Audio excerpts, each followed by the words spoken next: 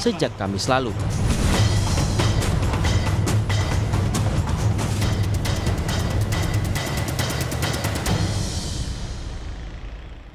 Setelah lebih dari 6 pekan saling serang, kini Amerika Serikat dan Iran bertemu langsung di meja negosiasi yang difasilitasi oleh Iran. Ini disebut-sebut menjadi momentum bersejarah sebagai tingkat pertemuan tertinggi antara dua negara sejak revolusi Islam pada tahun 1979. Akankah negosiasi ini benar-benar menghentikan perang? Kita bahas lebih mendalam bersama pakar hubungan internasional Universitas Parahyangan, Kishino Bawono, dosen ilmu politik Universitas Udayana, Evata Filomeno Borromeo Duarte, dan mahasiswa International Islamic University of Islamabad, Syauqi Ikram. Selamat malam, Mas Kishino, Mas Evata, juga Mas Ikram. Selamat malam, Mbak. Selamat malam. Selamat siang, selamat sore waktu Islamabad. Selamat sore waktu Islamabad, selamat malam dari Jakarta dengan Friska di sini. Mas Ikram, kalau saat ini apa yang sedang berlangsung di sana? Sebenarnya seberapa jauh optimisme terhadap negosiasi kali ini kalau yang Anda amati di sana, Mas Ikram? Oke, jadi beberapa informasi yang sudah terkonfirmasi dan saya dapatkan dari media lokal Pakistan khususnya, kita akan menempuh atau kita akan melihat lebih jauh sejauh mana negosiasi ini akan berlangsung. Mengingat Pakistan sebagai mediator atau sebagai tuan rumah itu sangat optimis untuk menduduki dua negara yang sedang berkonflik. Dan juga dikutip dari Prime Minister Office bahwa Perdana Menteri Pakistan Shehbaz Sharif itu sudah mengadakan pertemuan dengan wakil Presiden Amerika J.D. Vance. Dan juga sudah mengadakan pertemuan juga dengan delegasi Iran. Dan ini juga bukan serta-merta Pakistan, ini bukan serta-merta tanpa landasan bahwa Pakistan mengajukan diri sebagai tuan rumah, bahwa Maleha Lodi, sebagai mantan duta besar Pakistan untuk PBB, itu mengatakan bahwa Pakistan ini memiliki hubungan baik dengan kedua negara, yaitu Amerika dan juga Iran. Dan Lodi juga menegaskan bahwa Pakistan ini memiliki pengalaman yang luas dalam memediasi, termasuk perjanjian Doha antara Amerika Serikat dan Taliban yang menyebabkan penarikan pasukan Amerika dari Afghanistan beberapa waktu yang lalu. Mas Ikram kan ada langsung di sana di Pakistan. Bagaimana Anda melihat pengamanannya ya selama negosiasi berlangsung maupun memastikan keamanan delegasi baik dari Amerika Serikat maupun Iran selama proses negosiasi ini berlangsung? Ya, jadi Perdana Menteri Pakistan itu sudah menerapkan sebuah rute dan juga sudah mengkosongkan Hotel Serena yang akan diadakan sebagai tempat pertemuan dan juga menurunkan banyaknya personel gabungan antara militer dan juga kepolisian demi mengamankan kelangsungan acara negosiasi tersebut. Nah, jadi pengamanan ini hal yang penting. Saya ke Mas Kishino dulu selanjutnya. Karena bicara soal negosiasi, pasti dari sisi Iran ada semacam ketidakpercayaan sepenuhnya. Karena kita tahu pada saat negosiasi di Jenewa, Februari 2026, saat putaran ketiga, 2 hari kemudian serangan terjadi. Nah, perbedaan yang kali ini seperti apa, Mas Kishino, dibandingkan dengan Jenewa sebelumnya? Oke, kalau mau di-highlight apa perbedaannya dengan Jenewa kemarin, saya berikan beberapa highlight gitu ya. Pertama, nampaknya pihak dari Iran ini lebih merasa penting bahwa keamanan mereka sekarang terjamin untuk delegasi mereka. Karena kemarin saya juga baca pemerintah Pakistan itu bahkan menerjunkan pesawat tempurnya sebagai escort atau sebagai pengawalan selama delegasi Iran itu pergi dari Iran menuju Islamabad di Pakistan, gitu ya. Karena kita harus ingat bahwa beberapa bagian dari delegasi ataupun negosiator Iran sempat dibunuh baik oleh pemerintah Israel maupun pemerintah AS, gitu ya. Di sisi lain, highlight saya lainnya adalah pergantian personel. Dalam proses negosiasi ini ada pergantian personel, terutama yang saya highlight di AS yaitu Wapres J.D. Vance masuk ke dalam delegasi AS.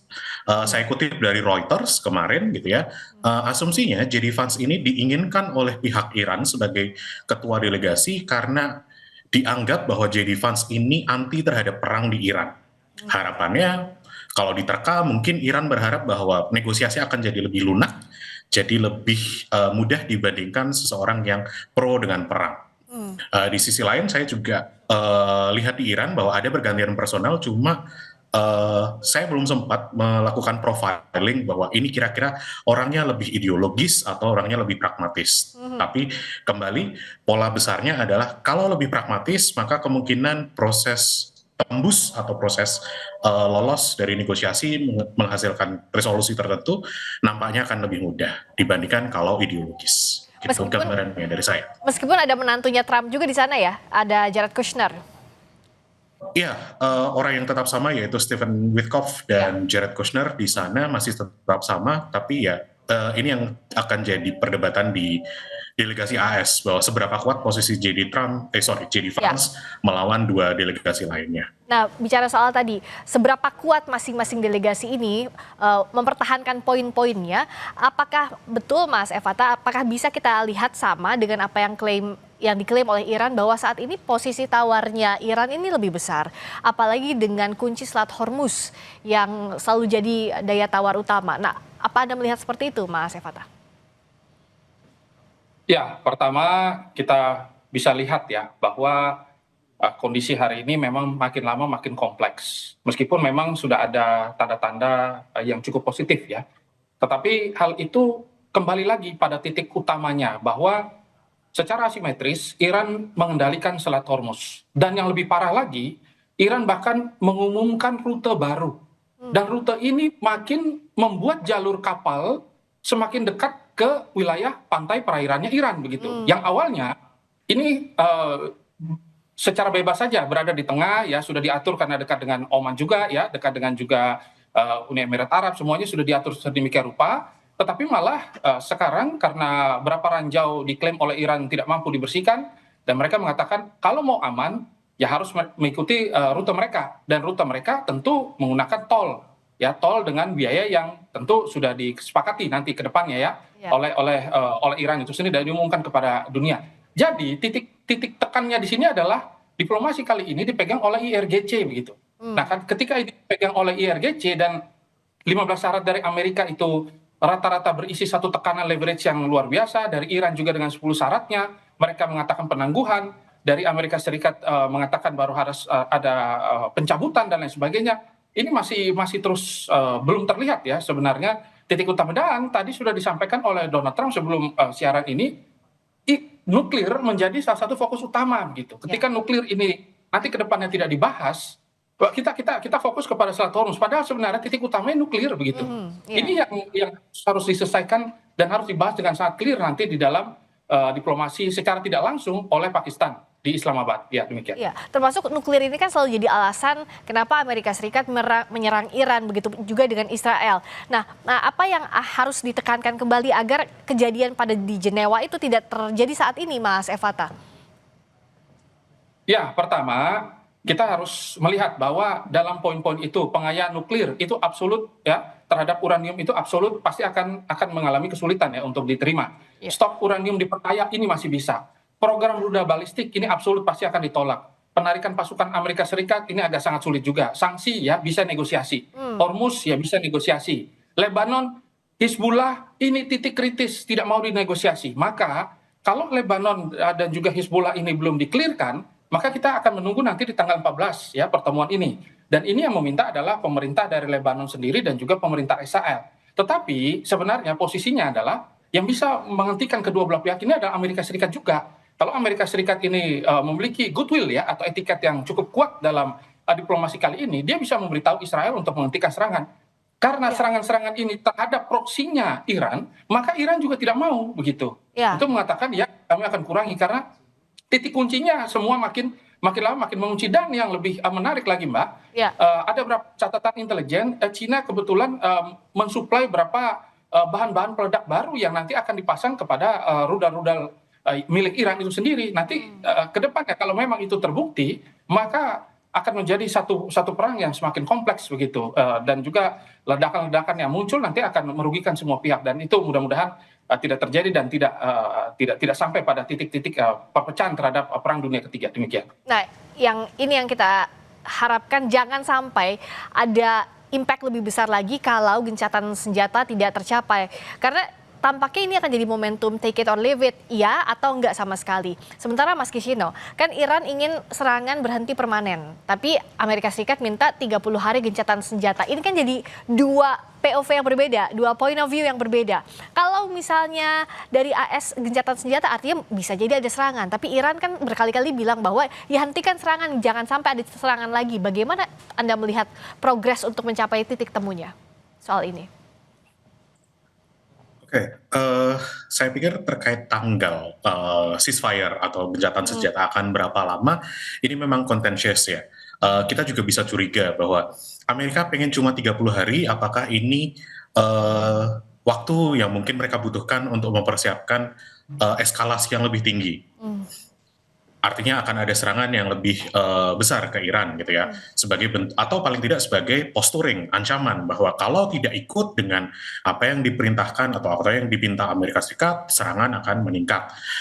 Di sisi lain, saya rasa ketika Iran bilang bahwa pengen ada permanent ceasefire, ini sebenarnya bahasa yang saya tangkapnya adalah mereka tidak ingin purely berdamai dengan musuh ideologis yaitu Amerika Serikat dan Israel gitu ya dalam hal ini. Tapi di sisi lain kalau konflik ini diperpanjang, mereka juga rasa ada kerugian yang akan muncul.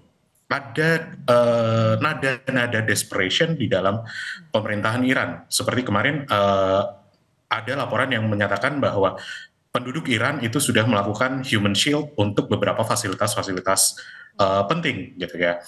Yang artinya bisa jadi ancaman kalau benaran diserang maka akan terjadi war crimes yang itu ya konsekuensinya tidak semua militer AS ingin melakukan tindakan war crime. Ya.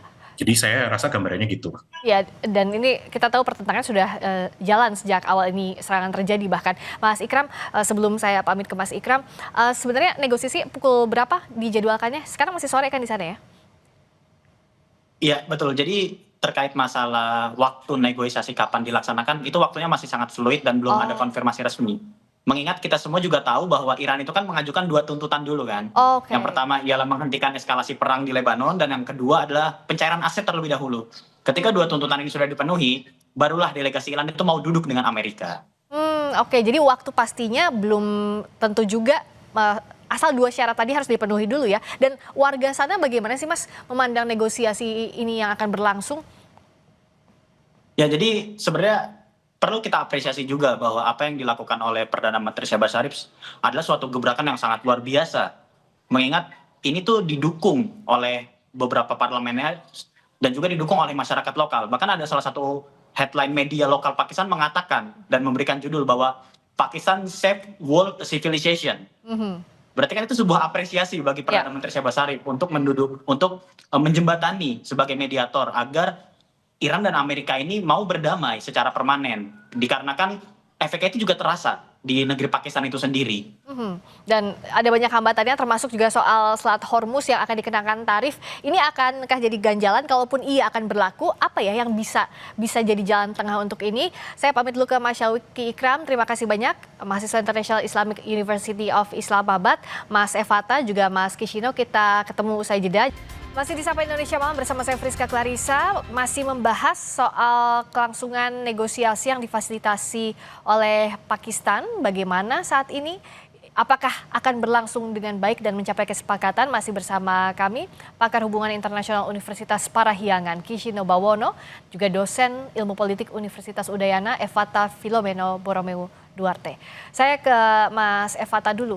Sekarang kan posisinya bahkan tadi saat kita berbincang dengan Mas Ikram, mahasiswa di sana, belum tahu nih jam berapa. Belum tentu juga mereka akan duduk bareng. Nah, bagaimana kita bisa memandang ini akan berlangsung dengan baik? Jangankan bicara soal Selat Hormuz, belum tentu pertemuannya akan berlangsung dengan baik. Meskipun kita berharap itu akan terjadi, Mas Evata.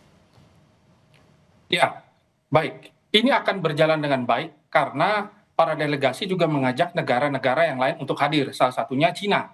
Cina diajak, kalau dari pihak Amerika mereka mengajak Arab Saudi ya sebagai pengamat ya. Mereka sebagai penengah juga. Mereka juga nanti akan, bukan penengah ya, mereka akan memberikan support dan juga mereka nanti akan sama-sama memegang hasil kesepakatan tersebut.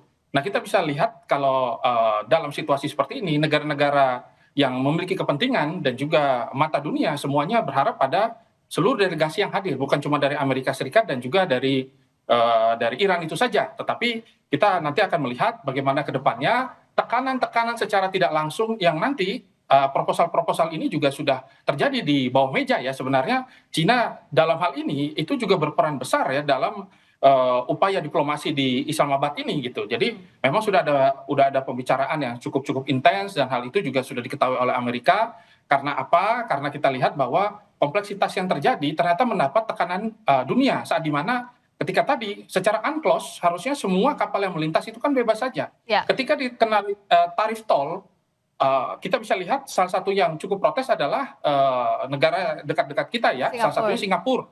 Ya, Jepang juga ikutan ya. Terus tiba-tiba Inggris juga menyampaikan sesuatu bahwa ini sangat penting untuk peradaban manusia dan lain sebagainya. Jadi kita semua berharap agar nanti ke depannya dari diplomasi dan ada tekanan dari negara pemegang veto ini, mudah-mudahan ini minimal bisa jalan. Dan menurut bocoran, menurut Reuters, itu kan sebenarnya dua tadi poin yang sudah disampaikan, Amerika Serikat katanya bersedia untuk mencairkan asetnya Iran. Dan yang kedua, mereka juga akan berkoordinasi ya dengan baik, dan juga mereka akan menahan ya Israel dalam upaya-upaya dan agresivitasnya yang dilakukan di wilayah Libanon terhadap Hizbullah. Ya. Dan artinya salah satu kunci utamanya adalah Selat Hormuz tadi. Kalau dikenakan tarif tol, ya negara-negara juga kalau berdasarkan UNCLOS kan harusnya tidak dikenakan itu. Tapi gimana Mas Kishino melihat apakah Iran juga akan mematuhi ini? Jikapun iya, apa jaminan? Pasti kan ada garansi yang dimintakan. Oke, terkait Hormuz dan Iran, saya pikir begini ya. Iran sudah merasakan bahwa penggunaan atau weaponisasi dari Selat Hormuz dan aksesnya ini sebagai alat diplomatis, senjata diplomatisnya mereka. Mereka, saya pikir juga seharusnya sudah sadar bahwa senjata diplomatis ini bisa mereka gunakan berulang kali. Jadi kemungkinan terburuknya kita harus punya ekspektasi jika ada eskalasi apapun terkait Iran, mereka bisa lagi untuk menggunakan Selat Hormuz dan menyandranya sebagai leverage atau sebagai titik tawar mereka. Dan apakah ke depannya mereka akan patuh? Ya, ini saya rasa saya kok skeptis sayangnya. Ya karena ibaratnya apa? Mereka tahu bahwa mungkin tanpa nuklir, jikalaupun mereka tidak bisa mengembangkan nuklir, mereka harus punya senjata lain sebagai ancaman, sebagai deterrence, sebagai daya gertak terhadap negara-negara yang agresi terhadap mereka gitu ya. Bahwa kalau kamu nyerang, saya bisa memainkan kartu Trump saya, yaitu Selat Hormuz. Dan ini sebetulnya saya agak skeptis apakah Iran rela untuk melepaskan Hormuz sebagai salah satu senjata diplomatisnya yang sebetulnya sudah dipakai dari zaman dulu, dari zaman tanker war gitu. Ya, apalagi Mas tadi seperti yang Mas Kishino sampaikan bahwa ini kan senjata utama Iran. Kita tahu pada saat waktu itu Gaza digempur habis-habisan, salah satunya juga Selat Hormuz. Berikutnya dengan ini, apalagi saat Iran diserang.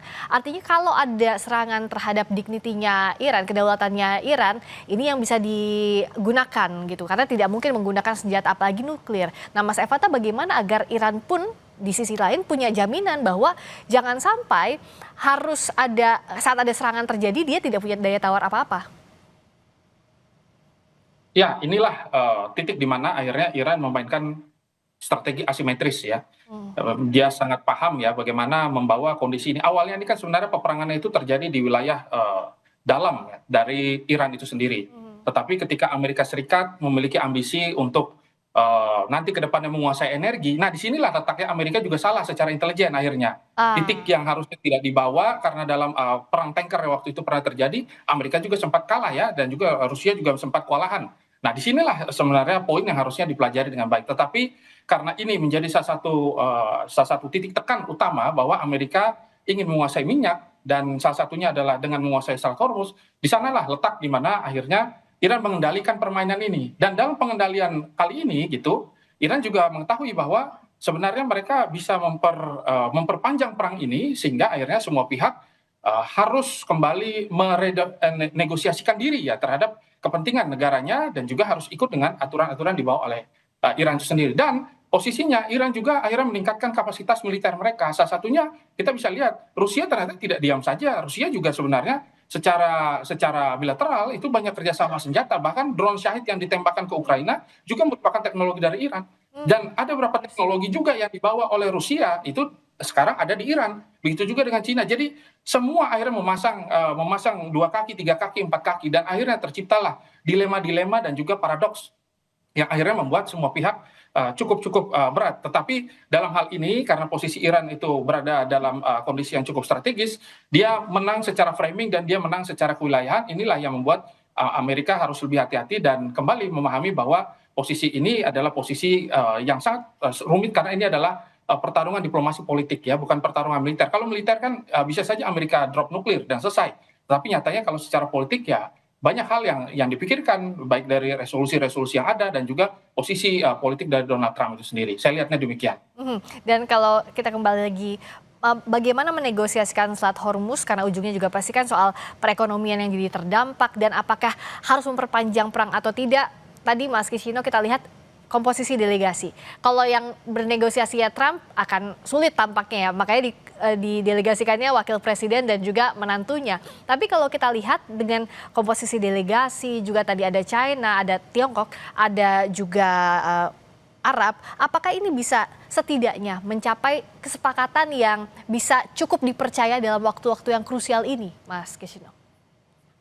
Oke. Terkait keterlibatan Tiongkok, Saudi Arabia dalam proses negosiasi ini, gitu ya, Mbak. Saya juga masih bisa melihat ini, terutama di Cina. Cina nampaknya bisa melakukan 2 hal, antara mempermudah atau mempersulit. Kemungkinannya kalau mereka mempersulit, tujuannya apa? Cina punya prediksi bahwa jikalau mereka akan melakukan agresi ke Taiwan, kemungkinan Amerika Serikat akan ikut dalam perang tersebut, dan persiapan intelijen dalam perang tersebut mereka dapatkan dari intelijen di mana, kejadian mana ketika Amerika Serikat berperang dengan negara lain, contohnya Iran. Jadi jikalau pemerintah China masih butuh data intelijen tentang bagaimana Amerika melakukan perang, bisa jadi mereka akan memperlama proses di Pakistan ini. Tapi di sisi lain bisa jadi juga mereka mempermudah proses negosiasi karena mereka juga terdampak dari proses perang ini. Sekutu-sekutu mereka juga terdampak secara negatif ketika ada harga minyak naik dan efeknya ke harga-harga lainnya juga ikut naik. Jadi mungkin ada pressure dari sekutu-sekutunya juga untuk mari diredakan. Nah, cuma di sisi itu saya belum bisa melihat apakah Cina lebih mengarahkan untuk menuju perundingan damai atau ceasefire atau malah memperkeruh gitu. Dari sisi Arab Saudi sih, saya melihatnya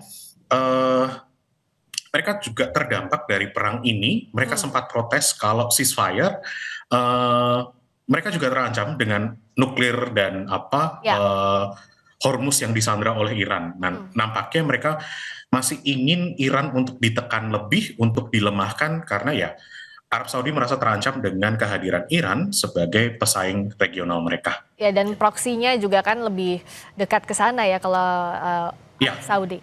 Nah, bicara soal tadi yang dampak, tadi Mas Kishino bilang bahwa ada negara-negara terdampak termasuk Indonesia juga. Mas Evata, apakah wait and see is the only option saat ini untuk Indonesia karena kapal kita masih terjebak di sana atau enggak? Ya, tentu sebenarnya kita berada pada posisi yang cukup kompleks ya dan juga rumit ya. Ada 3 tekanan stimulan ya mungkin kita bisa lihat. 1, tekanan fiskal ya. Kan akhirnya ini Pertamina menanggung harga impor yang masih di atas $90 ya per barel gitu. Meskipun sudah ada penurunan dari puncak, pasar agak melega gitu ya, mereda, tetapi tetap saja itu bisa saja tidak dapat diprediksi dan dihitung dengan kalkulasi yang cukup baik. Dan juga tekanan rupiah ini kan menjadi salah satu strategi keunggulan dari Amerika Serikat. Ketika terjadi kekacauan, tekanan rupiah naik dan Indonesia nanti salah ya ke depan untuk melihat ya bagaimana nanti hedging ini sampai di mana simulasinya, maka segala sesuatunya juga nanti akan merugikan. Dan juga tekanan posisi ini yang paling sulit nih. Ya Indonesia harus menavigasi antara bermitra dengan Amerika Serikat, mitra dengan Cina ya dan juga mitra dengan Iran ini gitu agar jangan sampai nanti mempengaruhi pasokan energi. Jadi itu adalah salah satu poin yang paling utama gitu. Jadi kita semua berharap nanti di Islamabad ini menghasilkan sesuatu yang konkret Dan juga kita harus melihat ya bagaimana goodwill ya, fakta sunt servanda lah. Kedua belah pihak kan kalau mau berdamai ya harus sama-sama mematuhi aturan yang ada. Jangan sampai lagi diplomasi sebagai senjata lagi gitu kan, ini kan sudah terjadi berapa kali. Dan Iran juga cukup malas, tetapi di sini Iran posisinya cukup menarik karena yang mau diajak negosiasi ini kan hanya Aragachi dan juga Galibaf ini. Kalau dua orang ini tidak ada, ya selesai sudah, tidak akan ada negosiasi dan perang selamanya gitu. Kalau saya melihat justru titik ini adalah titik satu-satunya yang bisa mengubah situasi. Nah kalau ya itu tadi yang diharapkan. Kalau Mas Kishino, ya dengan tadi apa yang disampaikan juga oleh Mas Evata, ini kita bergantung juga pada negosiasi saat ini. Tapi kan Iran lagi-lagi menekankan ingin kedaulatan atas Selat Hormuz. Nah, apa yang bisa dijembatani oleh negara-negara yang ada di negosiasi itu agar kedaulatan bisa diraih tapi tidak weaponized, tidak juga dikomersialisasikan Selat Hormuz itu, Mas Kishino? Oke, ini saya pikir ini posisi yang agak susah ya Mbak ya, karena ibaratnya saat Iran itu pengen kontrol, pengen influence atas Hormuz, tapi di sisi lain AS Israel dan lain-lainnya sebetulnya ingin akses yang lebih bebas. Oke, secara hukum memang akan ada aturan bahwa itu akan jadi free, ada freedom of navigation di situ, tapi ya kita harus sadari bahwa dalam politik internasional kadang hukum sering diabaikan. Apalagi ketika kondisi-kondisi sekarang di mana hukum internasional makin diabaikan karena Amerika yang membuat mayoritas hukum internasional juga pun mengabaikan hukum-hukum yang sudah mereka bikin. Jadi rasanya agak skeptis Iran akan melepaskan influence dan powernya, kendalinya atas Hormuz walaupun ada tekanan dari sekian banyak negara gitu ya. Karena ya lagi-lagi misal dia merasa ditekan, dia weaponize itu lagi gitu. Dan kita jadi agak susah. Betul, itu hal yang kompleks sekali, tapi kita punya harapan untuk negosiasi kali ini, ya terutama harapannya para pihak ini menegakkan asas hukum fundamental Fakta Sunt Servanda, mereka menepati perjanjian yang disepakati apapun nanti di Islamabad, Pakistan. Terima kasih pakar hubungan internasional Universitas Parahyangan, Kishino Bawono, juga dosen ilmu politik Universitas Udayana, Evata Filomeno Borromeo Duarte. Terima kasih, selamat malam. Berikutnya saudara, kami kembali dengan